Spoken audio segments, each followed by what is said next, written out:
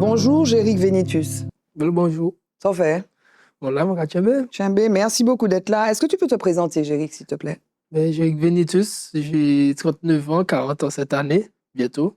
Je suis président des jeunes agriculteurs de Martinique. Je fais partie aussi de l'association de promotion et de protection des animaux d'élevage en Martinique.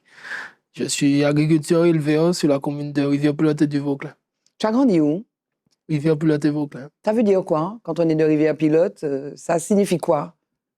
On est dans la campagne, quoi. Alors, donc, on est ancré là, on connaît toutes les ravines, on a toute notre enfance, on a fait là. Il y a une rivière qu'on appelle un seau, où est-ce qu'on plonge. Toutes nos vacances, on passait là avec les amis, on se retrouvait là avant. Donc, le Vauclin, c'est pareil, hein, c'est chez mes arrière-grands-parents et mes grands-parents côté maman. Donc, du coup, j'allais pareil, c'était en dessous des bois, on restait là. C'est toujours la campagne, quoi.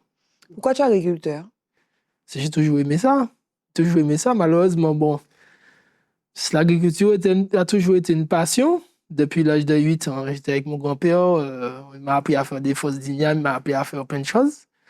Sauf que, bon, l'élevage aussi, mon père m'a appris l'élevage, tout ça. Sauf que moi, j'ai toujours aimé le bois. Je voulais être compagnon, de faire les charpentes des églises, tout ça, des belles charpentes. Jusqu'à maintenant, d'ailleurs, parce que je fais aussi de la charpente. Sauf qu'à l'école, je ne pouvais pas. Mes parents n'avaient pas les moyens de m'envoyer en Guyane pour faire les études, pour être compagnon. Donc, je suis resté à Rivière-Salée et faire la menuiserie. Sauf que pendant que j'étais en menuiserie, comme j'étais très bon, j'avais toujours 19-20, donc je me suis arrangé avec le professeur pour apprendre la charpente. Donc j'ai appris les deux en même temps et puis Et tu fais de la charpente? j'ai fait un petit peu. Mais tu es sûr, toi, donc tes parents étaient agriculteurs? Mes parents étaient agriculteurs, ils sont Maman toujours comme papa? agriculteurs, ils font de l'élevage maintenant, de bovins. Donc Et toi, tu fais du maraîcher, tu fais je fais un peu de maraîcher, je fais de l'élevage, du porc, de la volaille en liberté, volaille de chair. Je fais aussi des moutons, des cabris, des fruitiers aussi, un peu de tout. Et alors, c'est important que tu dises ton âge parce que tu es président des JA et quand on a atteint 40 ans, c'est fini. Voilà. Donc, en septembre, c'est ton anniversaire, tu vas passer la main. Ça fait 2 ans que tu es président des JA. On parle beaucoup de l'agriculture, on parle beaucoup de souveraineté alimentaire. Est-ce que ça signifie un truc? Ça signifie quelque chose? C'est une tendance. Parce qu'en fait, on parle beaucoup de ça là, surtout pendant les élections. Mais quand on regarde dans les actes, quand on regarde qu'on se retrouve souvent, parce que moi, je suis souvent en cause d'AS et la DAF, tout ça, dans les décisions. Et on se retrouve souvent avec des maires qui ont autorisé des permis de construire ou bien qui ont régularisé des maisons qui sont sur des terres agricoles et après déclassent toute la zone de leur PLU. Donc, quand on compare, ils nous disent que le SAR est trop vieux, mais en fait, ça les arrange parce qu'ils mangent beaucoup sur les terres agricoles, qui vont déclasser, qui vont faire des immeubles un peu de tout dessus. Et bien souvent, les terres qui font ça dessus, ce sont les terres qui sont plus praticables pour nous. Donc, c'est moins pentu, c'est plus accessible, c'est mécanisable. Donc, c'est les meilleurs, hein, on va dire. Donc, on se retrouve en confrontation avec eux. Et c'est pour ça, d'ailleurs, qu'on a fait un communiqué de presse là, juste avant les élections, pour les inviter, déjà leur signifier les problèmes qu'il y a, qui pourraient justement travailler avec nous dessus. Et puis, on les a invités à venir après les élections, à nous rencontrer pour qu'on puisse travailler avec. Le problème de l'agriculture et de la production agricole, c'est juste un problème de terre, de disponibilité foncière, c'est pas que ça. Non, il n'y a pas que ça. Il y a les terres, il y a le problème des dossiers de la CTM qui, jusqu'à maintenant, la plateforme est bloquée. Donc, on est déjà en mars. Installation? Oui, on est en mars. Ils nous disent peut-être juillet, mais ça, ils nous ont dit c'est en janvier. Donc là, si on est en mars, c'est-à-dire bon, cette année, c'est une année blanche, c'est une année qu'on ne va pas installer. Mais c'est quoi le problème? Le problème, c'est que vous avez besoin de fonds et que vos dossiers n'avancent pas et les fonds ne sont pas versés. Oui, parce que quand tu fais un dossier FEADER, tu es pris en charge à 80% à peu près. Et bien souvent, si tu ne peux pas aller acheter ce matériel-là, quand on t'a dit que ton dossier fait 300 000 € et que tu ne travailles pas, tu es agriculteur, tu sors de l'école, voilà, tu es en train de commencer, la banque va te dire non, je ne te prête pas 300 000 €. Mais par contre, si tu demandes 20% des 300 000 € et que tu démontres que ton projet est viable, parce qu'il faut quand même avoir un projet viable, la banque va te dire, bon, ben, je peux t'avancer les 20%, tu vas faire ce crédit-là par rapport à la productivité que tu auras. Parce qu'ils font un plan d'entreprise. Donc, il y a le problème de l'installation des JA, il y a le problème des subventions, il y a quel autre problème? On a l'impression que vous n'avez que des problèmes. Et on a les problèmes même de décision aussi. On a les problèmes là, on a les problèmes avec la SAFER. Hier, j'étais à la SAFER, on a fait toute une matinée ensemble pour comprendre certaines choses. C'est quoi la SAFER? La SAFER, c'est l'organisme qui gère les terres agricoles en Martinique, on va dire. et aussi que la CTM est censée travailler avec eux pour la banque de terre que tout le monde parle, mais qu'on ne voit pas vraiment dans les actes. Donc, et on découvre que, bon, ben, c'est pas de leur faute à la SAFER. On leur dame le pion souvent, mais c'est pas de leur faute. Donc là, ils sont, on va dire, ils sont en reconstruction, puisque bon, ils ont licencié pour des raisons économiques, que tout le monde a vu que la SAFER était en grande difficulté, le directeur. Et ils sont en train de se restructurer. Nous, quand on est parti au salon, on a rencontré la SAFER France pour savoir justement comment on peut faire pour aider notre SAFER. Parce que ce qu'il faut comprendre, c'est que le jour qu'il n'y a plus de SAFER en Martinique, toutes les terres agricoles sont livrées au plus au fond. Ceux qui ont de l'argent, ce n'est pas les agriculteurs. C'est ceux qui font les bâtiments, c'est tous ceux qui font l'immobilier. Donc, ils vont tout rafler, puis on n'a plus rien. Et pour manger, quand on parle de... Moi, c'est pour ça qu'on ne parle pas d'autonomie alimentaire, mais plus de sécurité alimentaire. C'est-à-dire que tout le monde doit pouvoir se réveiller et une fois, au moins, dans une semaine ou dans la journée, manger un produit qui sort de Martinique. Donc ça, pour mettre ça en place, il faut de la terre. Il faut installer des jeunes, il faut plus de productivité. Jeunes ou moins jeunes, hein, d'ailleurs, mais il faut produire plus. Oui. Mais si on n'a plus de terre pour produire, c'est ça le problème numéro 1 quand même. Il faut de la terre. Mais il y a un problème d'attractivité aussi. Toi, tu es passionné, tu as toujours voulu faire ça, mais les jeunes veulent faire ça encore?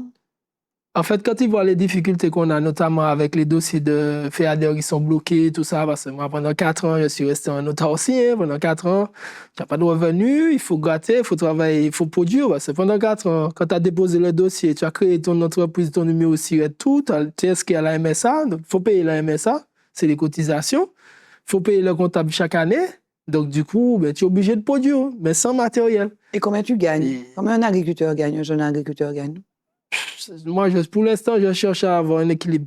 C'est-à-dire, essayer de ne pas trop rester dans les rouges, parce que bon, ben, voilà quoi, pour rester viable, parce que je suis en phase d'installation. C'est ma première année, donc là, j'ai le véhicule qui est arrivé, j'ai une partie du matériel qui arrive, qui est arrivé aussi. Donc, le reste, ce sera peut-être l'année prochaine, parce que cette année, c'est mort, si la plateforme s'ouvre. Qui fait que ça bloque tout le monde. Donc, il faut revoir ces projets. Moi, tout ce que j'avais prévu de base dans mon dossier en deuxième année, par rapport à la plateforme qui est bloquée, j'ai dû tout enlever. J'étais censé installer mes animaux, installer les vaches et les maraîchers, et après, faire un atelier de découpe pour la partie boucherie. Mais là, j'ai déjà 40 ans cette année. Ça va prendre trop de temps. Je ne vais pas attendre 4 ans encore. À 44 ans, ce n'est pas là que je vais faire un dossier. Donc, je suis obligé de tout enlever. Et puis de mettre la partie salle de découpe. Et ça, c'est le quotidien de tous les jeunes. Tu es obligé de te sacrifier. C'est pas à cause de toi, hein. C'est à cause de la CTM qui ne fait pas son travail correctement. Mais le jeune se retrouve à se sacrifier sur son projet pour pouvoir arriver et puis pour survivre. Alors que tu nourris la population. C'est pour ça que quand ces gens-là parlent d'autonomie alimentaire, souveraineté, non, ça n'a pas de sens. Tu es en colère, hein? Beaucoup.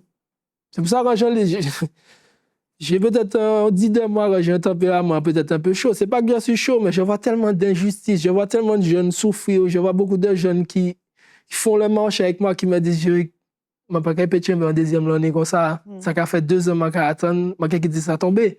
Et je vois qu'ils produisent sans rien. On a participé au marché de Crédit Agricole. On a fait toute la journée là à vendre quand même. On a tenu, l'État était...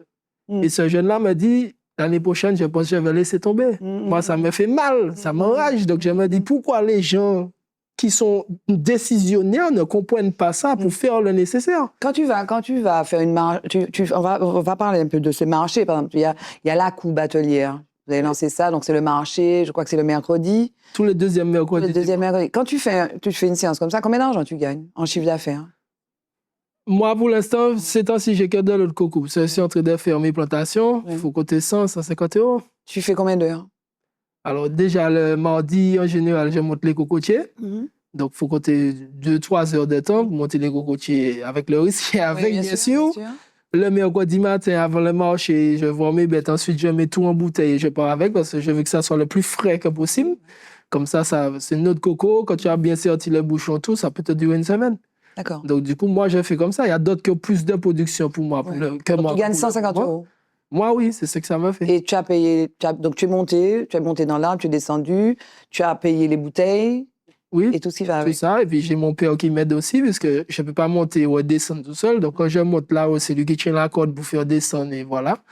Donc, j'ai de la chance d'avoir de l'aide toujours de mes parents sur certaines choses. Et alors, donc, comme président des JA, de quoi tu peux être, on parlait du marché, de quoi tu peux être content au bout de 2 ans? Tu vas passer le relais en septembre. Qu'est-ce que vous avez fait et de quoi tu es content? On s'est beaucoup battu. On s'est battu même là-bas à l'Odéadom, donc grâce à l'ancien DAF, justement, qui a fait que j'ai pu monter là-haut, où est-ce que j'ai découvert qu'ils ont fait une étude pendant 3 ans pour expliquer que le problème de l'agriculture en Martinique qui fait qu'on n'arrive pas à avoir plus d'autonomie en alimentaire, c'est que on n'est pas tous dans une coopérative. Ils faisaient passer les vendeurs comme moi qui sont sur le marché ou qui vendent dans leur point de vente comme des vendeurs à la sauvette. Donc, du coup, autant vous dire que bon, ben, j'ai pas pris ça, quoi. Je leur ai franchement dit ce qui ne va pas et je leur ai rappelé qu'à l'époque où est-ce que le lait en France se cassait la gueule et que tous les agriculteurs arrêtaient, voire même d'autres se pendaient, c'est quand ils sont passés à l'atelier de découpe dans la ferme et justement en faisant du bovin viande, que ça a fait en sorte qu'ils ont réussi à relancer. Et ils ont créé d'ailleurs des magasins de producteurs comme ça, des petits, ça a commencé des petits marchés, et puis après ça s'est agrandi. Donc si ça a sauvé la France, pourquoi ça ne sauve pas la Martinique? Donc nous ne sommes pas des vendeurs à la sauvette, on paie une cotisation avec ça, on paie nos comptabilités, on a un numéro SIRET, on est déclaré. Et d'ailleurs, j'ai eu le soutien du représentant des chambres d'agriculture de France qui était là-bas, qui a demandé qu'il s'excuse. D'accord. Donc la Guadeloupe était présente, Mayotte aussi, ils ont fait la même étude et le même constat un peu partout. Donc, objet de satisfaction, donc, pour toi? C'est un objet de satisfaction parce qu'on s'est fait entendre. Okay. Et d'ailleurs, on a l'impression que nos représentants de la Chambre d'agriculture, quand nous, Dame du Pion, on a l'impression qu'on ne comprend pas, en fait, pourquoi que nous, on dit les choses franchement et qu'on nous dit, ouais, mais on n'était pas au courant. Et qu'on a des représentants de chambre, des représentants agricoles qui sont partout, qui montent tous les 3 mois, 4 mois en France, c'est que quand nous, on va présenter quelque chose à un ministre, il nous dit, mais il découvre, quoi. Pourquoi on n'a pas été mis au courant avant ça? Ça pose beaucoup de questions, hein, parce que même à la chambre... Il y a un sujet qui vous préoccupe ces jours-ci, c'est le POSEI. Le POSEI, oui. Un mot, s'il te plaît. Le POSEI, l'Europe a déjà averti qu'on aura 20% en moins sur toute l'enveloppe globale qui est destinée pour nous. Sauf que dedans, il n'y a pas tellement de POSEI, il n'y a pas de POSEI qui est prévu pour la diversification. Très peu. Très peu, voire presque pas. Ouais. C'est 90%. Et pour la banane, le reste, c'est divisé entre la canne, l'élevage et puis... Et puis les filières organisées. On dit, toutes les filières sont organisées parce que, pareil, on joue sur les mots. Quand on dit filières ne sont pas organisées, ça veut dire quoi? Ça veut dire que tout le monde n'est pas en coopérative. Mais moi, je suis organisé sur mon terrain. Bien sûr. Donc, ça veut dire que celui qui vend sur le marché, qui fait de la vente directe, que lui, il n'est pas organisé. C'est lorsque je dis qu'il faut revoir le POSEI. Il faut mettre un POSEI pour celui qui fait de la vente directe. Oui. Pas forcément que pour les coopératives. D'accord. Donc, c'est là où est-ce que, il y a un hic, parce que, quand on parle moins 20% et qu'on dit que l'enveloppe qu'il y avait déjà, que la banane est 80%, il faudra qu'elle accepte de diminuer dessus, qu'on puisse redistribuer correctement pour tout le monde et prévoir justement la diversification. On a rendez-vous le 26 pour en discuter, mais je sens déjà que... La suite pour toi, Géric, c'est quoi? Comment tu vois l'avenir de ton secteur? Déjà, pour les jeunes agriculteurs, on est déjà au 3e coup de main entre jeunes agriculteurs, parce qu'on a remarqué qu'on était un peu tous isolés, un peu comme c'est en France. On est isolés sur nos exploitations, sans matériel. On a décidé de se réunir parce qu'on a un beau groupe qui est très soudé.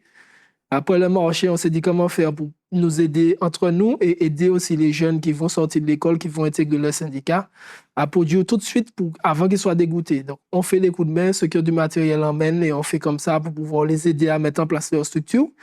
Et là, on est en train de réfléchir et à s'organiser pour pouvoir créer la CUMA des jeunes agriculteurs. Ça me tient à cœur. Je veux vraiment une CUMA. D'accord. Donc, pour pouvoir une coopérative, Non, c'est une CUMA, c'est pour du petit matériel. D'accord. C'est une sorte de groupement que je veux qu'il soit attaché au syndicat pour que lorsque tu intègres le syndicat, que tu puisses avoir bénéficié de ce matériel-là pour pouvoir commencer à produire tranquillement, quoi. Le mot de la fin, ce serait quoi, Géric Vénitus? Il faut qu'on arrête de se poser trop de questions sur comment est produit nos aliments en Martinique. Parce qu'il y a des gens qui disent, ouais, mais le chlordécone, c'est un problème. Il y a plein de problèmes comme ça. Ils ajoutent, on sait quel problème qu'on a. On sait que c'est obligé, tout le monde fait ses analyses de sol. Oui. Donc, quand tu vas sur un marché, le client a largement le droit de demander, c'est dans son bon droit, où sont tes analyses de sol. Des fois, c'est pas affiché, mais tu demandes, on te montre sur le portable. Parce que maintenant, tout est dématérialisé, tout est voilà. Pareil, où est-ce qu'on dit, ouais, mais j'étais sur le marché, telle chose, j'entends souvent dire, telle chose était à tel prix, c'est abusé. Il faut pas confondre agriculteur et revendeur. C'est pas la même chose. En fait, on mélange un peu tout et on met sur le dos de l'agriculteur, puisque dès qu'on parle de fruits et légumes, c'est agriculteur. Il faut vraiment que chaque personne fasse la différence et puis continue de promouvoir le manger local. Là, je suis en train de regarder avec un ami qui a beaucoup de semences anciennes qui se perdent en Martinique, pour voir comment on peut faire pour pouvoir permettre aux écoles et un peu tout le monde à recommencer à aller au jardin et à replanter. Donc, ça, dans les prochains jours qui vont suivre, ou bien semaines, peut-être qu'on va commencer à faire des dons de graines pour inviter tout le monde à replanter. Même chez soi, mais il faut le faire. C'est important. Merci, Jéric Vénitius. Merci à vous.